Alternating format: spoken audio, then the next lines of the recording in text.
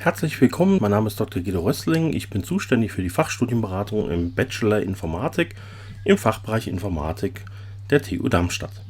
In diesem Foliensatz geht es ein bisschen darum zu vermitteln, worum es eigentlich im Informatikstudium geht, damit ihr besser für euch abwägen könnt, ob das für euch das Richtige ist. Zu unseren Studiengängen findet ihr auf unserer Homepage www.informatik.tu Darmstadt alle weiteren interessanten Informationen. Ihr findet dort einen Flyer für Studieninteressierte und dort befinden sich auch die Folien dieses Vortrags. Hier ist auch ein QR-Code, der euch direkt zur entsprechenden Seite führt. Prinzipiell wäre es denkbar, dass ihr euch momentan 4 Fragen stellt im Wesentlichen. Will ich studieren? Falls ich studieren will, will ich an einer Universität studieren? Will ich Informatik an einer Uni studieren? Und will ich Informatik an der TU Darmstadt studieren? Schauen wir uns die Fragen mal der Reihe nach an. Will ich studieren? Ein Studium ist eine sehr spannende, aber auch recht lange Ausbildung. Man geht von üblicherweise 5 Jahren für Bachelor und Master aus. Es eröffnet sehr viele interessante berufliche Tätigkeiten und bietet auch eine hohe berufliche Sicherheit. Zudem kann man im Studium meist auch sowohl Arbeiten als auch Studieren im Ausland kombinieren, also zum Beispiel das klassische Auslandssemester machen. Will ich an einer Universität studieren? Das Studium an einer Universität bietet eine durchaus praxisorientierte Ausbildung, aber mit fundierten Grundlagen. Es stellt damit die höchstwertigste und dauerhafteste Ausbildung dar und bietet auch die Möglichkeit zur Mitarbeit an der Spitze der Forschung, beispielsweise im Rahmen einer Promotion, also dem Erwerben eines Doktortitels für wissenschaftliche Arbeit. Das Studium an der Uni ist auch in weiten Teilen selbstbestimmt möglich. Will ich Informatik an einer Uni studieren? Um das zu beantworten, muss man sich erstmal überlegen, was Informatik eigentlich überhaupt ist. Also kann man Informatik beispielsweise einfach mit dem Computer gleichsetzen? Das wäre genauso, wie wenn man Astronomie mit dem Teleskop gleichsetzen würde. Und beides ist falsch. In der Informatik nutzen wir natürlich den Computer viel, aber worum es geht, sind computergestützte Problemlösungen, nicht um den Computer an sich. Informatik als Disziplin, der Begriff, setzt sich zusammen aus den beiden Begriffen Information und Automatik. Und Informatik ist eine sehr interessante Fachdisziplin, weil sie 3 verschiedene wissenschaftliche Blickweisen kombiniert. Informatik hat Anteile einer Grundlagenwissenschaft in den Bereichen Logik, Datenstrukturen, Komplexität von Algorithmen und Ähnlichem. Hat aber auch viel von einer Ingenieurwissenschaft, etwa in allen Teilen, wo es um Rechenarchitekturen, Simulationen oder Mensch-Maschine-Interaktion geht. Hat aber auch Experimentalwissenschaftsanteile, Simulation, Visualisierung als besondere Schwerpunkte an dieser Stelle. Und Informatik ist wirklich überall. Wissenschaft ohne Informatik ist kaum denkbar. Die Geschäftswelt ohne Softwareunterstützung und PCs funktioniert im Prinzip nicht. Und auch im Alltag ist Informatik, auch wenn man sie nicht bewusst unbedingt wahrnimmt, allpräsent. Also jeder, der diesen Vortrag hört, besitzt wahrscheinlich ein Smartphone, eventuell auch noch ein Tablet oder ein Laptop und PC. Das alles wird letztendlich mit Mitteln der Informatik betrieben. Will ich Informatik an einer Uni studieren? Diese Frage kann man am einfachsten mit Ja beantworten, wenn man Spaß an Mathematik und Logik hat oder zumindest nicht beim Gedanken an Mathematik und Logik sofort schreiend den Raum verlassen möchte, wenn man gerne systematisch Probleme löst, nicht nur an grauer Theorie interessiert ist, aber davor auch keine Angst hat und vor allen Dingen auch, wenn man gerne mit Menschen aus anderen Disziplinen zusammenarbeitet. Auf dieser Folie folgen einige mögliche Vorstellungen, die man über das Studium der Informatik haben könnte und jeweils eine Aussage von mir dazu, wie wir das tatsächlich sehen. Informatik ist nur was für Nerds und Geeks. Naja, ehrlich gesagt, wir haben natürlich Nerds und Geeks bei uns auch im Studiengang, aber unsere Studis decken wirklich die ganze Bandbreite ab. Also wir haben nicht unbedingt mehr Nerds und Geeks als andere Studiengänge. Informatik ist ein typisches Männerfach. Nein, wir haben einen hohen Männeranteil, aber das Fach Informatik ist für Frauen mindestens genauso gut geeignet wie für Männer und wir würden uns auch sehr freuen, wenn wir den Männeranteil etwas senken könnten, dadurch, dass wir mehr Frauen bekommen, die das Fach studieren. Programmierkenntnisse werden vorausgesetzt. Nein, das ist nicht der Fall, aber natürlich ist es so, wenn ihr schon gewisse Programmiervorkenntnisse habt, kann das einige Teile, einige Veranstaltungen leichter machen, als wenn ihr bei Null anfangt. Es gibt großen Bedarf an Informatikern, viele gut bezahlte Jobs. Ja, das kann man so sagen. Als Informatikerin kann ich unsere Zukunft mitgestalten. In jedem Fall, unsere Zukunft wird immer mehr von digitalen Geräten und digitalen Arbeitsweisen bestimmt werden. Und das kann man als Informatiker versuchen, aktiv mitzugestalten. Informatik ist nur zum Teil Programmierung. Es steckt auch viel Problemanalyse, Lösungsentwicklung, Automatisierung und Effizienz drin. Auch da würde ich unbeschränkt zustimmen. Informatik braucht möglichst alle Perspektiven, also männliche, weibliche und diverse Studierende, verschiedene sozioökonomische Hintergründe, verschiedene Lebensläufe und ähnliches. Ja, nur wenn wir alle Perspektiven bei uns sozusagen im Team haben, können wir sie auch am einfachsten mitdenken und Software und Plattformen entwickeln, die für alle gleichermaßen gut geeignet sind. Der TU Informatik Bachelor legt eine solide breite Basis, in jedem Fall ja. Und das Studium enthält auch viel Mathe, Abstraktion und Modellierung. Das ist auch richtig. Ich habe jetzt extra kein Smiley gewählt, weil vielleicht nicht jeder begeistert davon ist, dass auch viel Mathe, Abstraktion und Modellierung drinsteckt. Also, das war so die Perspektive. Will ich studieren? Will ich an einer Uni studieren? Und will ich Informatik an einer Uni studieren? Kommen wir nun zur Frage, will ich Informatik an der TU Darmstadt studieren? Wie sieht denn das Studium überhaupt aus? Das Eingangsstudium ist ein Bachelorstudium, das ist ausgelegt auf 6 Semester und besteht aus grundlegenden Lehrveranstaltungen. Die sind bei uns sehr breit aufgestellt. Wir liefern eine solide, breite Basis, damit man danach in alle Richtungen sich weiterentwickeln kann. Darauf basieren weiterführende Lehrveranstaltungen, die werden später noch explizit genannt. Das sind 8 verschiedene, die in 8 Themenbereiche einführen. Es gibt einen Wahlpflichtbereich zur Spezialisierung, wo man also selber aussuchen kann, welche Themen man vertiefen möchte. Es gibt die Möglichkeit, sich in 6 verschiedenen Themen dabei zu vertiefen, die an die Forschungsschwerpunkte des Fachbereichs angelehnt sind. Und natürlich am Ende eine Bachelorarbeit. Unser Lehrstoff ist so ausgelegt, dass er die neuesten Empfehlungen der internationalen Fachgesellschaften berücksichtigt, aber gleichzeitig auch spezielle Darmstädter Akzente dazusetzt. Wie sieht das konkret aus? Als Basis habe ich die Pflichtveranstaltungen im Bachelor genommen. Die haben insgesamt einen Umfang von 135 CP und Veranstaltungen, die mehr als ein Thema abdecken. Bei den 5 Säulen, die ich gleich nennen werde, habe ich dabei einfach mehrfach gezählt. Dann kann man sagen, in unserer Pflicht haben wir im Prinzip 5 Säulen. Das Themengebiet Mathematik und Logik, das macht etwa 20% der Pflichtveranstaltung aus. Modellierung und Abstraktion 25%.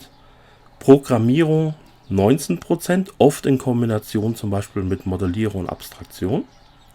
6% ist für Elektrotechnik und hardwarenahe Aspekte und 12% sind für die Anwendungsbereiche.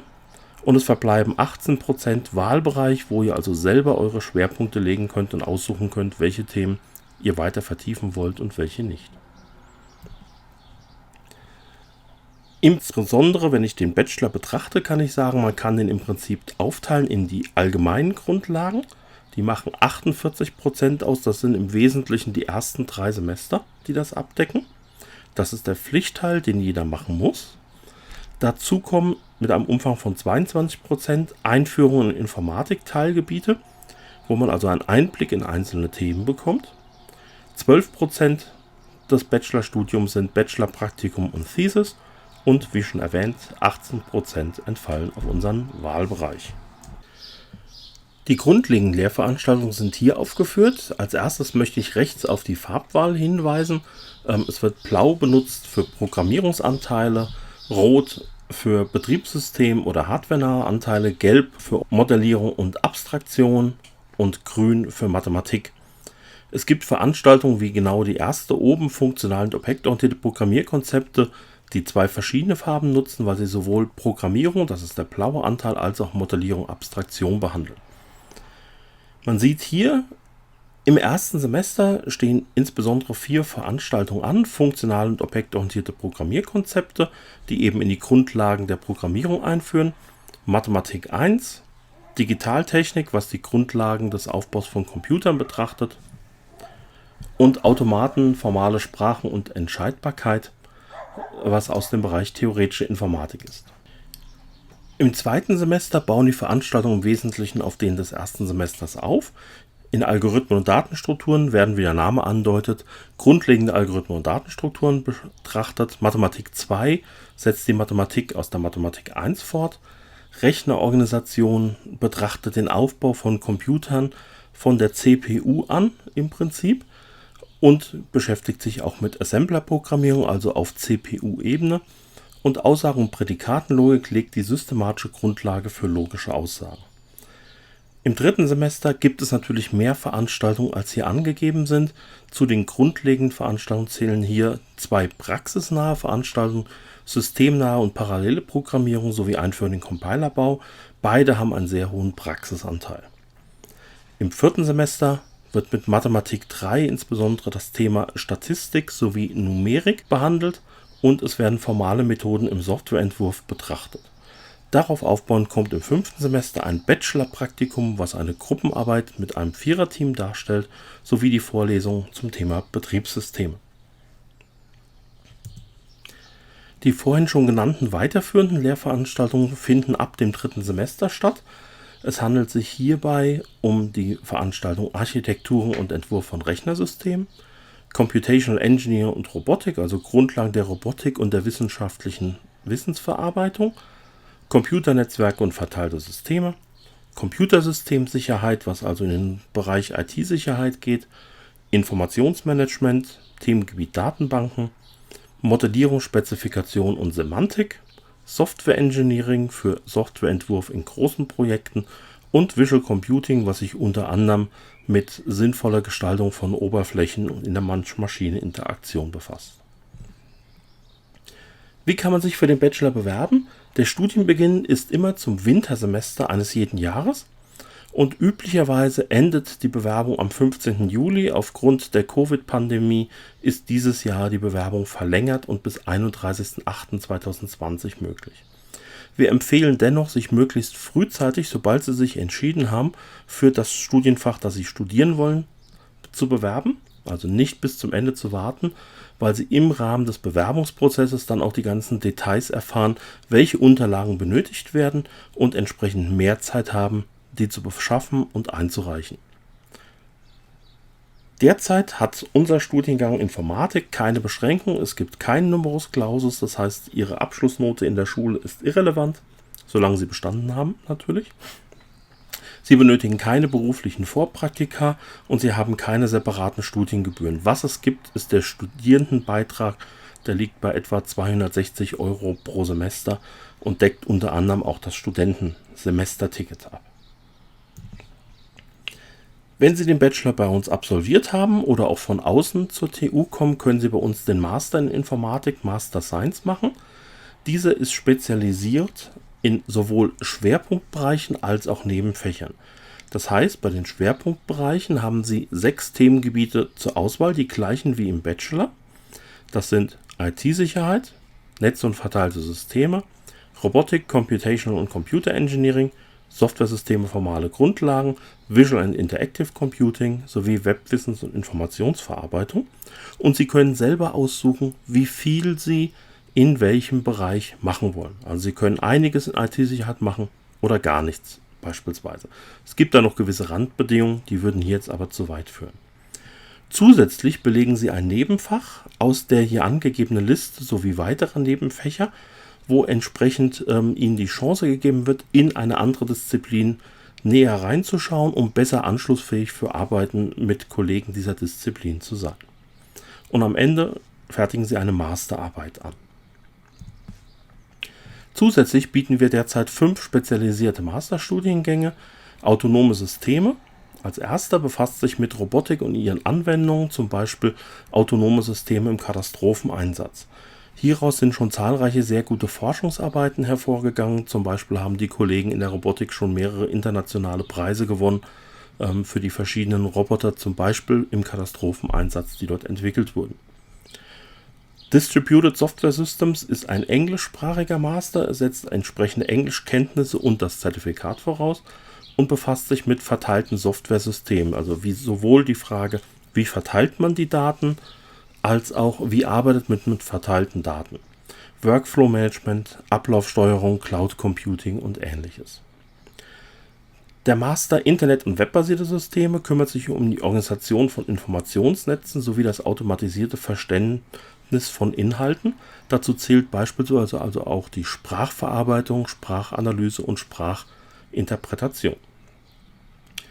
In IT-Sicherheit ist Darmstadt international, europäisch führend mit ausgewiesen, auch aufgrund der Kooperation mit einerseits dem Fraunhofer Zentrum für Sicherheit in der Informationstechnik und andererseits in der Kooperation mit der Hochschule Darmstadt. Hier geht es also um alle Aspekte der Sicherheit von IT-Systemen.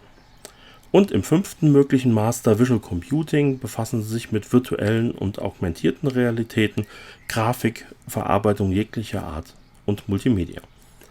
Gedacht ist natürlich, dass Sie einen dieser Master machen, nicht alle. Was auch möglich ist und auch durchaus von Studenten gemacht wird, ist sowohl den allgemeinen Master Informatik zu machen, als auch einen spezialisierten Master. Dadurch, dass sich das in gewissem Umfang überschneidet, ist das weniger Arbeit, als wenn Sie 2 separate Studiengänge machen. Sie haben dann halt statt 200% Arbeit für 2 Master, haben Sie vielleicht 150%. Es ist in Darmstadt auch möglich, Informatik für das Lehramt zu studieren. Und zwar zunächst einmal für das Lehramt für Gymnasien, wobei unter Gymnasium auch die Gesamtschulen fallen. Hierbei wäre Informatik eines ihrer beiden Hauptfächer und kann mit einem weiteren beliebigen an der TU vertretenen Hauptfach kombiniert werden. Durch unser Forschungsprojekt MINT Plus werden die Fächer in Darmstadt stark verzahnt, das heißt, sie kommen auch gut in Kontakt mit ihren Kommilitonen aus anderen Lehramtsstudiengängen und werden dann gut auf den Abschluss mit dem ersten Staatsexamen vorbereitet. Alternativ können Sie auch berufliches Lehramt studieren und dann Lehrer oder Lehrkraft in beruflichen Schulen werden. Beachten Sie aber bitte, das erfordert ein 52-wöchiges Vorpraktikum mit bestimmten Anforderungen. Also direkt nach dem Abitur können Sie das nicht studieren, weil Sie dieses Vorpraktikum nicht haben. Hierbei ist Informatik dann die Fachrichtung, das Hauptfach oder aber als Fach, als Nebenfach zu belegen. Nach dem Bachelor, das ist in Bachelor und Master aufgegliedert für die beruflichen Schulen, können Sie einen konsekutiven Master of Education machen und erst wenn Sie den Master abgeschlossen haben, sind Sie äquivalent zu dem Lehramt für Gymnasien, was das Staatsexamen betrifft, und können den Schuldienst wechseln. Sie haben aber beide Fächer, also zum Beispiel Informatik als Einfach und Mathematik als anderes Fach, sowohl im Bachelor als auch im Master nur in unterschiedlichen Anteilen. Wenn Sie Bachelor Education Informatik studieren, haben Sie viel Informatik im Bachelor und danach zum Beispiel Master Education Mathematik, dann haben Sie dort viel Mathematik und wenig Informatik. Generell ist die Durchlässigkeit der Lehramtsstudiengänge, insbesondere vom Lehramt Gymnasium mit Informatik und Mathe, zu den allgemeinen Studiengängen gegeben. Sollten Sie also feststellen, dass entweder der Bachelor Science für Sie nicht so interessant ist wie ein Lehramt oder umgekehrt, Sie mit dem Lehramt beginnen und in den Bachelor of Science wechseln wollen, ist das mit relativ wenig Aufwand möglich. Zusätzlich können Sie bei uns auch noch informatiknahe Studiengänge, an denen wir beteiligt sind, studieren. Dazu zählt die Wirtschaftsinformatik, die wird vom Fachbereich 1 Rechts- und Wirtschaftswissenschaften koordiniert.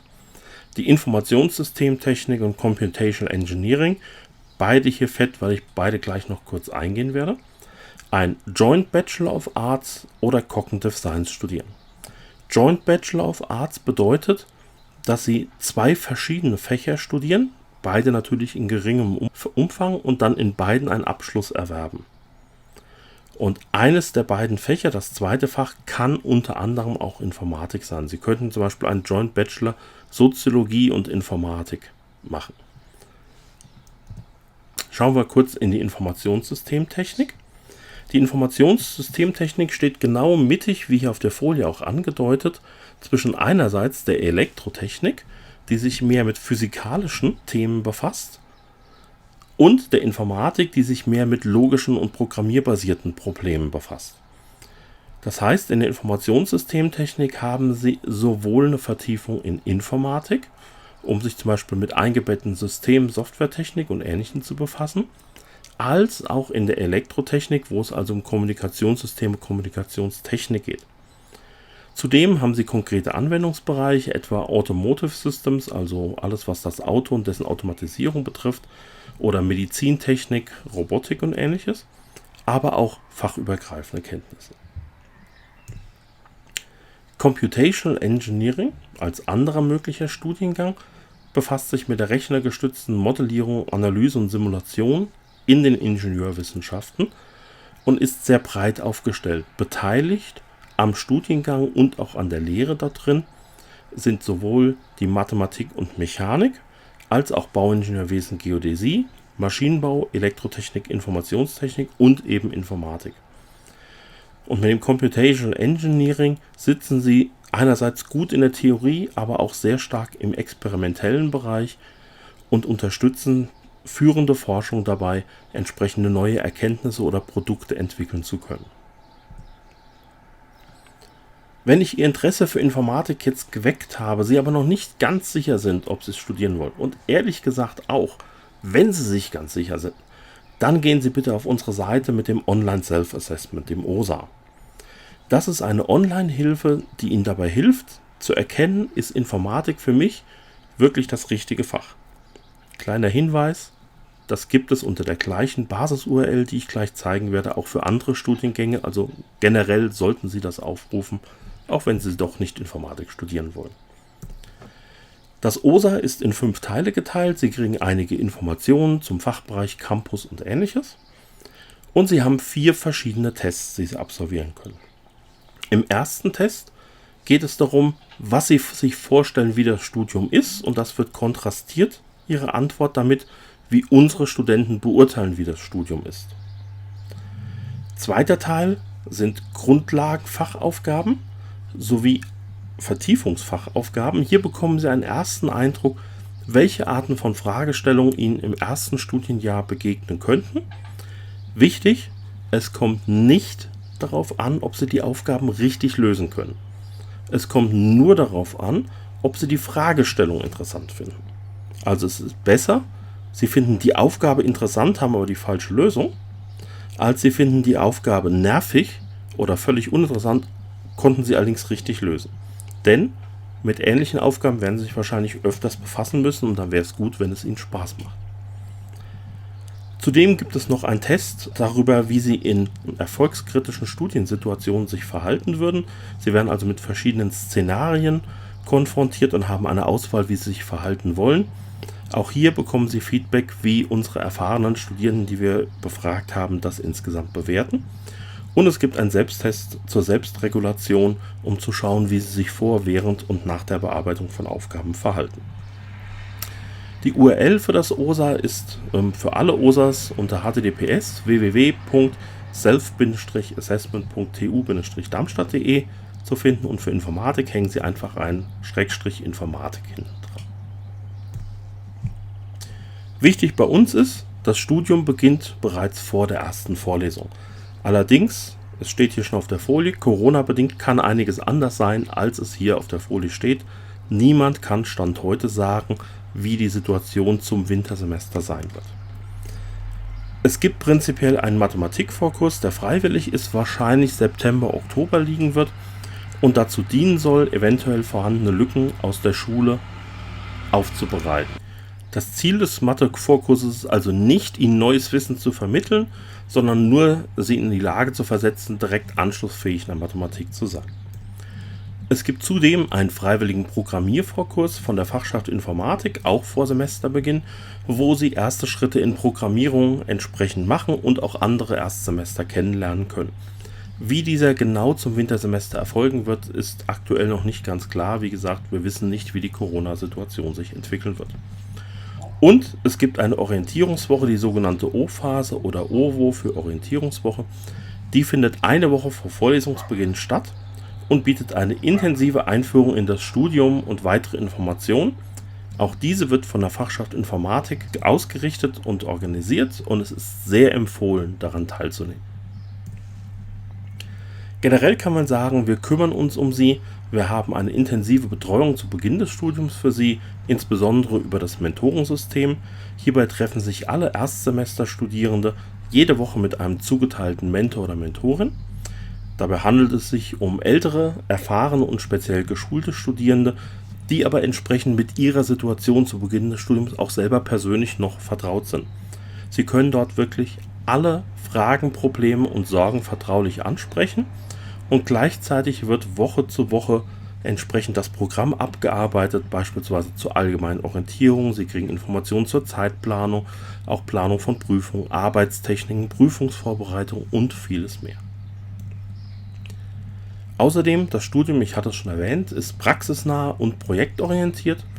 Es gibt eine intensive Betreuung in Kleingruppen, es gibt viele Praktika und sie machen ein erstes vorzeigbares Programmierungsprojekt bereits am Ende des ersten Semesters, nämlich als ein Ergebnis der Veranstaltung funktionale und objektorientierte Programmierkonzepte. Zudem gibt es das Bachelorpraktikum. Hier wird eine klassische Auftraggeber-Auftragnehmer-Situation simuliert. Also Sie bekommen einen Auftraggeber und haben ein Team von 4 Studierenden, die als Auftragnehmer das bearbeiten müssen. Sie lösen dabei eine tatsächliche praxisrelevante Aufgabe, werden aber unterstützt durch geschulte Tutorinnen und eine Person, die in einem höheren Semester ist, als Teamleiterin, die ein bisschen schaut, dass ihre Teamdynamik möglichst gut funktioniert. Fakultativ, also freiwillig, können Sie auch ein Software-Engineering-Praktikum machen. Das ist ein einsemestriges Software-Engineering-Projekt, wo dann echte Firmen Auftraggeber sind, also wie im wirklichen Leben tatsächlich. Und natürlich ist die Fachstudienberatung jederzeit ansprechbar bei Problemen. Sie erreichen uns unter beratung@informatik.tu-darmstadt.de. Es ist auch möglich, ein Teilzeitstudium zu absolvieren an vielen Studiengängen der TU, insbesondere auch in der Informatik. Das Teilzeitstudium ermöglicht, dass Sie Ihr Studium anpassen auf besondere Lebensumstände. Zum Beispiel, wenn Sie Angehörige pflegen müssen oder Kinder erziehen oder wenn Sie mindestens 14 Stunden die Woche haben, dann haben Sie meist nicht die Möglichkeit, Vollzeit nur für Ihr Studium zu arbeiten. Und das Teilzeitstudium trägt dem etwas Rechnung. Das ist nicht zu verwechseln mit einem dualen Studium, wie es das an der Hochschule Darmstadt oder der dualen Hochschule Baden-Württemberg in Mannheim gibt. Denn es gibt keine Kopplung an Ausbildungs- oder Arbeitsverträge mit Unternehmen. Sie können nebenher arbeiten, das ist aber Ihre Privatsache, hat nichts mit dem Studium an der TU zu tun. Informationen zum Teilzeitstudium finden Sie unter www.teilzeitstudium.tu-darmstadt.de. Was macht man denn eigentlich nachher als Informatiker? Naja, man ist sehr breit aufgestellt. Also man wird beispielsweise Wissenschaftlerin oder Managerin, Gründerin eines eigenen Unternehmens, Consultant, Entwicklerin im Unternehmen oder Analyst. All das sind typische Arbeitsgebiete, in denen sich Informatiker später wiederfinden. Meistens wird man aber nicht Administrator oder Netzwerktechniker, dafür ist man nämlich als Informatikabsolvent der TU Darmstadt deutlich überqualifiziert. Der Verdienst variiert natürlich mit den Aufgaben, aber generell als Informatiker verdienen Sie nicht schlecht. Damit herzlichen Dank für die Aufmerksamkeit und einen schönen Tag noch. Tschüss!